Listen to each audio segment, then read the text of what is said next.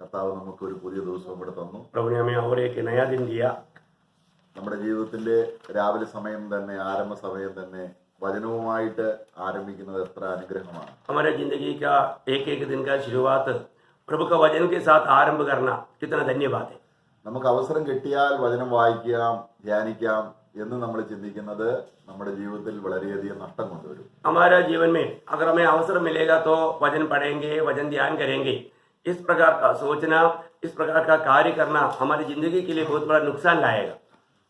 വീണ്ടും നമുക്ക് ഇന്ന് നമ്മൾ ചിന്തിച്ചുകൊണ്ടിരിക്കുന്ന സബ്ജക്റ്റ് തന്നെയാണ് നമ്മൾ വീണ്ടും പരിഗണിക്കുന്നത്. अभी भी हम जो कल और परसों विचार किया था वही बात को हम अभी भी मनन करने जा रहा है. അടുത്ത യുഗത്തിൽ രാജാവാകണമെങ്കിൽ ഈ യുഗത്തിൽ, ഈ കാലഘട്ടത്തിൽ നമ്മുടെ മനോഭാവം, നമ്മുടെ ചിന്തകളെല്ലാം ക്രിസ്താനുരൂപരായി തീരണം എന്നുള്ളതാണ്. अगला युग में अगर प्रभु यीशु मसीह के साथ राज करना है, राजा बनकर रहना है, तो इस युग में हमारे जीवन का, हमारा विचार, हमारा सोच, हमारा चाल चलन प्रभु का अनुरूप बनना चाहिए. ये बात पर हम ध्यान कर रहे हैं. ഇപ്പോൾ നമ്മൾ പുരോഹിതന്മാരാണ്. अभी हम याजक लोग हैं. ഈ പൗരോഹിത്യത്തെ കുറിച്ച് നല്ല അറിവുണ്ടെങ്കിൽ തീർച്ചയായിട്ടും രാജ്യത്വം അവർക്ക് കിട്ടും. यदि हमें याजकपन का बारे में अच्छा ज्ञान हो तो निश्चय उनको भविष्य में आने वाले युग में वो राजा बनकर रहेगा. അപ്പോൾ ഇപ്പോൾ യേശുക്രിസ്തു രാജാവ്, മഹാപുരോഹിതൻ മാത്രമല്ല, മഹാരാജാവും കൂടാണ്. अभी हमारा प्रभु यीशु मसीह सिर्फ महायाजक केवल नहीं, वो राजा भी है. അപ്പോൾ നമ്മൾ രാജാക്കന്മാരാകണമെങ്കിൽ ഇപ്പോഴത്തെ ആ മഹാരാജാവിന് മുമ്പിലുള്ള നമ്മുടെ ജീവിതം വളരെയധികം പരിഗണിക്കപ്പെടുന്നു. यदि हमारा भविष्य में हमें भी राजा बनना है तो उस महाराजा प्रभु के सामने का हमारा जीवन अभी प्रभु देखता है. അപ്പൊ കഴിഞ്ഞ ദിവസങ്ങളെല്ലാം നമ്മൾ ആ കാര്യങ്ങളാണ് ചിന്തിച്ചുകൊണ്ടിരുന്നത്. उन्हीं बातों के बारे में पिछले दिनों में हम विचार कर रहे थे. നമുക്ക് ഇന്നും സദൃശമാക്കി 25 അധ്യായം 6 വാക്യം.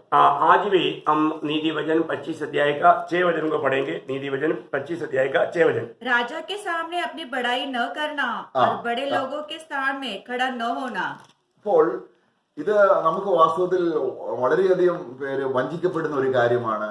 വമ്പ് പറയുക എന്നുള്ളത് എന്തോ ദൈവത്തിന്റെ വഴിയിലൂടെ വന്നിട്ട് ദൈവം ഞങ്ങൾക്ക് ഇന്നതെന്നെല്ലാം ചെയ്തു എന്ന് പറഞ്ഞ് ദൈവനാമത്തിലൂടെ പ്രശംസിക്കുന്ന ഒരുപാട് പേരുണ്ട്. അതൊരു വഞ്ചനയുണ്ട്. आज हम लोग इस विषय में बहुत से पवित्र जन धोखा खाता है कि मैंने प्रभु की राह पर चलने के कारण प्रभु मेरे लिए बड़े बड़े कार्य किया बोल करके बढ़ाई मारने वाला बहुत से लोग हैं. അതിനാണ് നമ്മൾ കർത്താവ് ഭൂമിയിലായിരുന്നപ്പോൾ അവന്റെ വാക്കുകൾ എങ്ങനെയായിരുന്നു. इसलिए हम प्रभु यीशु मसीह जब दुनिया में था, यीशु मसीह की वचन कैसे था? വളരെ സിമ്പിൾ, വളരെ ലാളിത്യമുള്ള, വളരെയധികം താഴ്മയുടെ വാക്കുകളാണ് കർത്താവിന്റെ അധരങ്ങളിൽ നിന്നും വന്നത്. प्रभु यीशु मसीह अपने जीवन में जो भी बात किया बहुत नम्रता की बातें, बहुत कोमल बातें प्रभु ने किया. അപ്പോൾ ഈ വമ്പ് പറയുക എന്നുള്ളതിന്റെ നമ്മൾ ഇന്നലെ കണ്ടു. നിങ്ങൾ ഇന്ന പട്ടണത്തിൽ പോയി ഇന്ന വ്യാപാരം ചെയ്ത് എന്ന് പ്രശംസിക്കുന്നുവെങ്കിൽ അത് വമ്പ് പറയും. അപ്പൊ സ്വയപ്രശംസയാണ് ഈ വമ്പ് എന്നുള്ളതുകൊണ്ട് അർത്ഥമാക്കുന്നത്. यहाँ पर बेड़ापन की बात क्या है कि हम मैं कल पुराना शहर में जाएंगे, व्यापार करेंगे, हम वो करेंगे, ये करेंगे, इस प्रकार का बढ़ाई की बात मारना, वो बात को हम बढ़ाई बोलते हैं. നമുക്ക് അതുകൊണ്ട് ഈ പ്രകൃതി ആരുടെയാണെന്ന് ആദ്യം ചിന്തി. ഇത് ക്രിസ്തുവിന്റെ അല്ല. पर ये स्वभाव किसका है? ये प्रभु यीशु मसीह के स्वभाव नहीं है. फिर किसका स्वभाव है वो हम पहले देखें. നമുക്ക് വെളിപ്പാട് പുസ്തകം 13-5 വാക്യം ഒന്ന് വായിക്കാം. जब हम प्रकाशित वाक्य 13 अध्याय का 5 वचन को हम पढ़ेंगे. प्रकाशित वाक्य उसका 13 अध्याय उसकी 5 वचन. बड़े बोल बोलने और निंदा करने के लिए उसे एक मुंह दिया गया और उसके 42 महीने तक काम करने का अधिकार दिया गया. നമുക്ക് ഇവിടെ നമ്മൾ വെളിപ്പാട് പുസ്തകത്തിൽ നമ്മൾ 13 അധ്യായത്തിൽ വായിക്കുന്നത് സമുദ്രത്തിൽ നിന്നും കയറി വരുന്ന 10 കൊമ്പുള്ള ഒരു മൃഗത്തെ കുറിച്ചാണ്. यहाँ पर हम उसका शुरुआत में 13 अध्याय के शुरुआत में हम देखते हैं कि उस समुद्र से निकल आने वाला एक जानवर के बारे में देखता है. ഇത് സർവ്വലോകവും ഭരിക്കാൻ പോകുന്ന അന്തിക്രിസ്തുവിന്റെ നിഴലാണ്. ये सारे दुनिया पर राज करने जाने वाला उस आंधी क्राइस्ट का एक चिन्ह है. അതിന്റെ 13 അധ്യായത്തിന്റെ 7 വാക്യം, അതിന് വിശുദ്ധന്മാരോട് യുദ്ധം ചെയ്ത് അവരെ ജയിപ്പാൻ വലിയ അധികാരം ലഭിച്ചു. ഈ വിശുദ്ധന്മാർ സഭയല്ല, യഹൂദന്മാരാണ്. ये पवित्र लोगों के साथ लड़ करके विजय पाने के लिए भी उनको सामर्थ्य मिला. ये पवित्र लोग मंडली नहीं है. അപ്പോൾ ഇവരെ നമ്മൾ വായിക്കുന്നത് എങ്ങനെയാണ്? ഇവര് ഈ വമ്പ് പറയും, നാവുകൊണ്ട് ജയിച്ചു എന്ന് പറയും. വിശുദ്ധന്മാരെ നാവുകൊണ്ട് ജയിക്കുക. ये लोग कैसे विजय पाता है? अपने जीव से विजय पाता है. നമ്മുടെ വാസ്തവത്തിൽ നമ്മുടെ കർത്താവിനെ പീലാത്തോസും കർത്താവിനെ ന്യായം വിധിക്കുന്ന സമയത്ത് എന്തെല്ലാം കുറ്റാരോപണങ്ങളാണ് അവർ നാവുകൊണ്ട് പറഞ്ഞത്. अभी हमें मालूम है पिलातुस के सामने जब हमारा प्रभु यीशु मसीह खड़ा था उस समय में उन्होंने कितनी भयंकर भयंकर मतलब आरोप लगाया.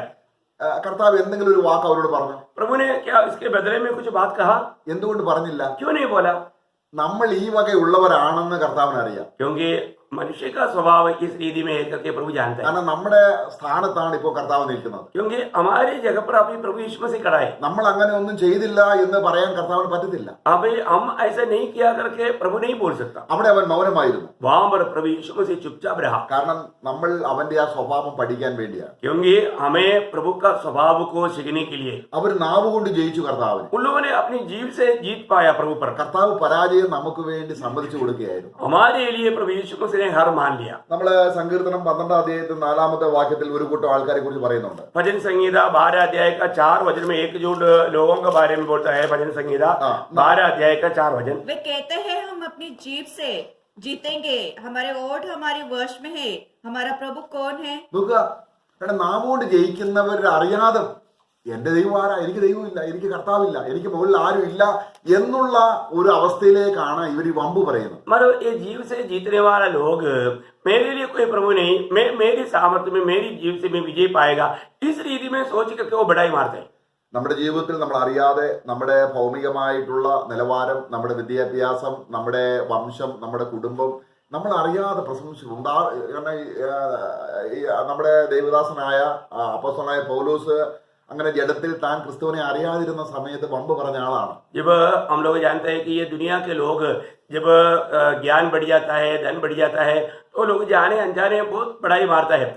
हमें मालूम है कि हमारा प्रिय प्रेषित पौलुस अपने जीवन में प्रभु में आने से पहले ऐसा बढ़ाई करने वाला एक व्यक्ति था. ഇത് നമ്മൾ അപ്പം ഈ വമ്പ് പറഞ്ഞാൽ ഒരു ചോദ്യം ചോദിക്കുകയാണ്, എനിക്ക് കർത്താവാര്? अभी ये बढ़ाई मारने वाले लोगों को एक सवाल पूछता है, अपने आप को पूछता है कि मेरा प्रभु कौन? നമ്മുടെ വാക്കുകൾ താഴ്മയോടും വിനയത്തോടും ആണെങ്കിൽ നമ്മൾ സമ്മതിക്കുകയാണ് യേശു ക്രിസ്തു എന്റെ കർത്താവാണ്. കാരണം പീലാത്തോസ് മുമ്പിൽ നാവ് ഉയർത്താതിരുന്ന ഈ മഹനീയനായ താഴ്മയുള്ളവനാണ് എന്റെ കർത്താവ്. यदि हमारा बातें अगर नम्रता का है, कोमल है, इसका मतलब हम ये बात को दिखाता है कि मेरा प्रभु यीशु मसीह है, मैं प्रभु यीशु मसीह को देख के यीशु मसीह के स्वभाव में जीवन बिताता हूँ, ये बात को हम दिखाता है. അപ്പോൾ പൗലോസിന്റെ സമയത്ത് തിമോത്തിയോസിനോടൊക്കെ ഈ ലേഖനം വേണം പറയുമ്പോണ്ട് നിങ്ങൾ ഈ തർക്കസംഘങ്ങൾ ഏർപ്പെടും. നാവ് കൊണ്ട് ജയിക്കുന്ന ഒരുപാട് പേരുണ്ട്. अभी पौलुस तिमोथियुस को पत्र लिखने के टाइम पर भी पौलुस उनको खास करके लिखता है कि तुम वाद विवाद में नहीं जाना, क्योंकि वे लोग अपनी जीव से जीतना चाहता है. ऐसा बहुत लोग हैं. അപ്പോൾ ഈ സ്വഭാവം ആരുടെയാണ്? ये स्वभाव किसका है? ഇപ്പോൾ നമ്മൾ വായിച്ചു, അത് എന്താണ്, ആരുടെയാണത്? ये किसका स्वभाव है करके अभी हमने यहाँ पर देखा. അതിന്റെ 12:4 നമ്മൾ വായിച്ചു. अभी जब 12 का 4 में हमने पढ़ा था, അത് അതായത് സെൽഫ് ഗ്ലോറിയാണ്. जब भजन संहिता 12 का 4 में हमने पढ़ा कि वो अपने आप को माला महिमा लेता है. അത് കട്ട് ഓഫ് ചെയ്യും. वो जरूर खत्म हो जाएगा. നമ്മള് അതിന്റെ ഒരു വാക്യം കൂടെ നമ്മൾ വായിക്കുമ്പോൾ उसका और एक वचन जब पढ़ता है, ഈ വ്യാജം പറയുന്ന നാവിന് എന്ത് കിട്ടും? इस झूठ बोलने वाला या बढ़ाई मारने वाला जीव वालों को क्या मिलेगा? അതിന് തീ അല്ലെങ്കിൽ പൂവത്തിൻ കനൽ എന്നാണ് നമ്മൾ വായിക്കുന്നത്. उसको पढ़ेंगे. സോറി, നമ്മളത് വായിക്കുന്നത് 112 സങ്കീർത്തനമാണ് തോന്നുന്നു. 112 സങ്കീർത്തനം. मतलब एकदम जलने वाला वो आग उसको मिलेगा करके प्रभु का वचन कहता है. അവിടെ അവർക്ക് എന്ത് കിട്ടും? और उनको क्या मिलेंगे? 112 സങ്കീർത്തനം ഇല്ലേ, വ്യാജം പറയുന്ന അതിരത്തിന് എന്ത് കിട്ടും? ഓക്കെ, ഇല്ലേ 112 ഇല്ലേ?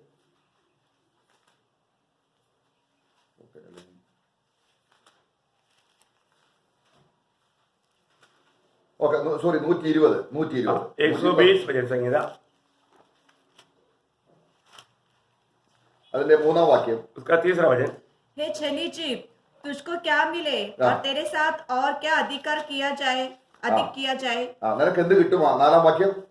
वीर के नोकीले तीर और झाग के अंगोरे, हाय हाय क्यों तू मुझे शेके में परदेशी होकर रहना पड़ा. 124 പൂവത്തിൻ കനലും ഫയർ എന്നുണ്ടോ അവിടെ? ഫയർ 124. वीर के नोकीले तीर और छाऊ के अंगारे. അവിടെ നിനക്ക് പൂവത്തിൻ കനൽ എന്ന് പറഞ്ഞാൽ തീ ആ നാവിന് കിട്ടും, തീ കൊണ്ട് ശിക്ഷ കിട്ടുമെന്നാണ് വായിക്കുന്നത്. 120:4. ഓക്കെ, ബാബു പറഞ്ഞ वीर के नोकीले तीर और छाऊ के अंगारे. ഇല്ലേ അവിടെ 120:4 തീയില്. ഇതാണ് ഇതാണ് ഇതിനെയാണ് നമ്മള് യാക്കോബിന്റെ ലേഖനത്തിൽ 4-ാം അധ്യായം 3-ാം വാക്യത്തിൽ വായിക്കുന്നത് ഡബിൾ ടങ് അല്ലെങ്കിൽ ഇരുവാക്കുകാരൻ. मतलब इनके बारे में जब हम याकूब का पत्री में जब कहता है कि दो तरफ से बात करने वाला जीव वाला लोग, അതിന് എന്ത് കിട്ടും അവിടെ പറയുന്നുണ്ട്. उनको क्या मिलेगा करके वहां बताता है. അവിടെ ആ നാവ് ചെറിയ അവയവമെങ്കിലും അത് വലിയ തീ കത്തിക്കും. वो छोटा सा अंग है लेकिन बड़े बड़े जंगल को भी आग लगाता है.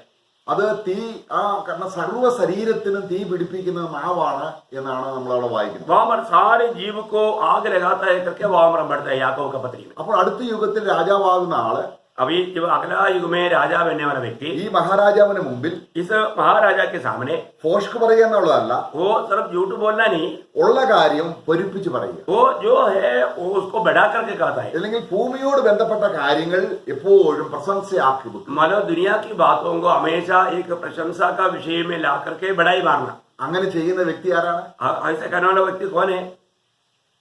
സാത്താനാണ്. सातान. അപ്പോൾ അവൻ എന്ത് ചെയ്തു? യഹൂദന്മാരായ വിശുദ്ധന്മാരെ നാവ് കൊണ്ട് ജയിക്കും. ഒരുപാട് ദൂഷണം, കാരണം വിശുദ്ധന്മാർക്ക് അത് പറയാൻ പറ്റും, തോറ്റുപോകും. तो मसीह विरोधी क्या करता है कि यहूदी लोगों को जीव से उनको हरा करके बढ़ाई मार करके उनको हरा देंगे. അപ്പൊ നമ്മൾ അവരെ ജയിക്കാൻ നോക്കരുത്. हम लोग ऐसे लोगों के ऊपर जीत पाने की प्रयास नहीं करना. നമ്മുടെ കർത്താവായ യേശുവിനെ പോലെ മിണ്ടാതിരിക്കണം. हमारे प्रभु यीशु मसीह के जैसा, जैसे पिलातुस के सामने चुपचाप रहा, हमें भी उस समय में चुपचाप रहना है. നമ്മൾ കേൾക്കുന്നതിനും ആൾക്കാർ പറയുന്നതിനും എല്ലാം ഉത്തരം പറയാൻ പോയാൽ ഭയങ്കര ദോഷമാണ്. കാരണം എനിക്ക് കർത്താവില്ല എന്നാണ് അതിന്റെ അർത്ഥം. प्रियो, अगर हम जो सुनते हैं और हम जो देखते हैं उन बातों के लिए अगर हम बात करने के लिए जाएगा तो एक बात हम बता रहा है कि हमारे जीवन में प्रभु नहीं. അപ്പോൾ ഈ സ്വഭാവം ആരുടെയാണ് എന്ന് കർത്താവ് തന്നെ ഇത് പഠിപ്പിക്കുന്നുണ്ട്. क्योंकि ये स्वभाव किसका है करके प्रभु हमें सिखाता है. നമുക്ക് യോഹന്നാന്റെ സുവിശേഷം 7-ാം അധ്യായം അതിന്റെ 18-ാം വാക്യത്തിൽ കർത്താവ് ഇത് പറയുന്നുണ്ട്. यूहन्ना का सुसमाचार 7 अध्याय का 18 वचन में प्रभु इसका बारे में कहता है. यूहन्ना का सुसमाचार 7 अध्याय का 18 वचन. जो अपनी ओर से कुछ कहता है वह अपनी ही बड़ाई चाहता है, परंतु जो अपने भेजने वाले की बड़ाई चाहता है वह सच्चा है और उसमें अधर्म नहीं. കേട്ടോ, അപ്പം തന്നെ അയച്ചവന്റെ മഹത്വം സംസാരിക്കുന്നതിൽ അനീതിയില്ല. प्रियो, जिसने भेजा उसकी महिमा चाहने वाला लोगों के अंदर कभी भी कोई झूठ बात नहीं. അതാണ് കർത്താവ് യേശു ക്രിസ്തു. തന്റെ പിതാവിന്റെ മഹത്വമാണ് എപ്പോഴും കർത്താവ് സംസാരിച്ചത്. ये सिर्फ प्रभु यीशु मसीह की बात है, क्योंकि प्रभु यीशु मसीह ने जिंदगी भर अपने भेजने वाला स्वर्गीय पिता का महिमा की बातें कहा. അപ്പോൾ നമ്മൾ ഇത് എവിടെയാണ് ഈ സ്വയം പൊഴുത്തുന്ന, സ്വയം പറയുന്ന ഈ പ്രവർത്തനം ആരംഭിച്ചത് എവിടെയാണ്? अभी हमें ये बात को जानना है कि अपने आप को बढ़ाई मारने वाला ये स्वभाव कहाँ पर आरंभ हुआ? ഇവിടെ അല്ല, यहाँ पर नहीं, സ്വർഗത്തിലാണ് ആരംഭിച്ചത്. ये स्वर्ग में आरंभ हुआ. അതുകൊണ്ടാണ് നമ്മൾ സാത്താന്റെ സൃഷ്ടിയെ കുറിച്ച് അല്ലെങ്കിൽ നല്ല ഏഞ്ചൽ ആയിരുന്നവർ എങ്ങനെയാണ് ദുഷ്ടാത്മാവായത്. हम ये बात को जब देखते हैं कि जो अच्छा स्वर्गदूत थे वे लोग इस प्रकार का श्रापित या दुष्ट कैसे बना. നമുക്ക് എസെക്കിയേൽ പ്രവചനം 28-ന്റെ 15-ാം വാക്യം. जब एहezकेल नबी किताब 28 अध्याय का 15 वचन, एहezकेल उसका 28 अध्याय उसका 15 वचन. जिस दिन से तू सिरजा गया और जिस दिन तक तुझ में कुटिलता न पाई गई उस समय तक तू अपनी सारी चाल चलन में निर्दोष रहा. അവിടെ നമ്മൾ വായിക്കുന്നുണ്ട്, നിന്നെ സൃഷ്ടിച്ച നാൾ മുതൽ നിന്നിൽ അനീതി. എന്താണ് അനീതി എന്ന് നമ്മൾ യോഹന്നാന്റെ സുവിശേഷം 7-18 വായിച്ചു. जब अभी यहाँ पर देखते हैं कि मानव लूसीफर का बारे में या शैतान के बारे में बोलता है, जिससे तुमको सृजा गया उस दिन से तुम्हारे में कोई कुटिलता नहीं पाया गया. हम कुटिलता क्या है करके യോഹന്നാൻ 7:18 में अभी हमने देखा. കാരണം ദൈവത്തിന്റെ മഹത്വം മാത്രം കണ്ടുകൊണ്ടിരുന്ന ഈ സാത്ത ഒരു വർഷം ചിന്തിച്ചു, എനിക്കും പ്രശംസ കിട്ടണം. अभी प्रभु की महिमा देखते रहने वाला ये केरूता शैतान, उन्होंने ये सोचा मुझको भी महिमा मिलना चाहिए. അപ്പോൾ അവൻ പറയാൻ തുടങ്ങി, ഈ യേശു ക്രിസ്തു മാത്രമാണോ വലുത്? ഞാനും കണ്ടോ, ഞാൻ ചിറക് വിടർത്തുമ്പോൾ എല്ലാവിധമായ സംഗീത ഉപകരണങ്ങളുണ്ട്, ഞാൻ സുന്ദരവാനാണ്, ഞാൻ കഴിവുള്ളവനാണ് എന്ന് തന്റെ കീഴിലുള്ള ദൂതന്മാരോട് പറയാൻ തുടങ്ങി. अभी इस लूसीफर का अंदर में एक बड़ा घमंड आया, सिर्फ ये प्रभु ही या यीशु ही मतलब महान है, आराधना का योग्य है क्या? नहीं, मैं भी आराधना का योग्य है। ये बात उनके संगी लोगों को, क्योंकि मैं इतना सुंदर है, मैं इतना अच्छा रीति में बनाया गया, तो मुझको भी उस प्रकार का बढ़ाई मिलना चाहिए करके चाहते हुए और लोगों को ये बात कहने लगा। അപ്പോൾ ഈ വമ്പ് പറയുന്ന ഈ സ്വഭാവം അവന്റെ ഹൃദയത്തിൽ ഉരുവായപ്പോൾ മുതൽ അവൻ ആരാണ്? अभी जब से उन्होंने बढ़ाई मारना शुरू किया, तब से वो व्यक्ति कौन बन गया? അനീതിയുള്ളവൻ. वो अधर्मी बन गया। പക്ഷെ കർത്താവിനറിയാം, वो प्रभु जानता है, കർത്താവ് അവിടെ മൗനമായിരുന്നു. परंतु प्रभु चुपचाप रहा। ഇത് എത്ര പേരിലേക്ക് ഈ വമ്പിന്റെ ഇത് വ്യാപരിക്കും എന്ന് ദൈവം കാത്തിരുന്നു. प्रभु ये बात को देखते रहा, कितने लोगों में ये बढ़ाईपन का बात बहते जाएगा या उनमें ले जाएगा। ഏകദേശം 1/3 ദൂതന്മാര് ആ വമ്പിൽപ്പെട്ടു. और हम देखते हैं कि करीब 1/3 स्वर्गदूत उनकी बढ़ाई में, उनकी धोखे में फंस गया। അപ്പൊ നോക്കുക, വിശുദ്ധമായ സ്വർഗത്തിൽ യാതൊരുവിധമായ പാപത്തിനും കാരണമില്ലാത്ത, യാതൊരു ഫോഴ്സും ഇല്ലാത്ത ഇത്ര സുന്ദരമായ സ്വർഗത്തിൽ സാത്താന്റെ ഹൃദയത്തിൽ വമ്പ് പറയുന്ന ഒരു സ്വഭാവം രൂപപ്പെട്ടു. इतना अधिपवित्र स्थान स्वर्ग में, वहां पर कोई भी प्रकार का अशुद्धि नहीं, पाप करने का कोई कारण नहीं। ऐसा जगह में हम देखते हैं कि शैतान का दिल में बढ़ाई मारने वाला एक स्वभाव वहां पर आया, അത് ആരിലൊക്കെ പകരുന്നു അവിടം വരെ കാത്തിരുന്നു. और वो कहां तक वो मतलब बहते जाएगा, फैलते जाएगा, वो बात को देखने के लिए प्रभु इंतजार में रहा। ഇത് അവസാനത്തെ വ്യക്തി എവിടം വരെ ചെല്ലുമെന്ന് കാത്തിരുന്ന് അത് സമാപ്തിയായപ്പോൾ അതിനെ എല്ലാം പുറത്തോട്ട് തള്ളി. जब आखिरी व्यक्ति में तक वो फैल गया, तब उन लोगों को निकाल के बाहर फेंका।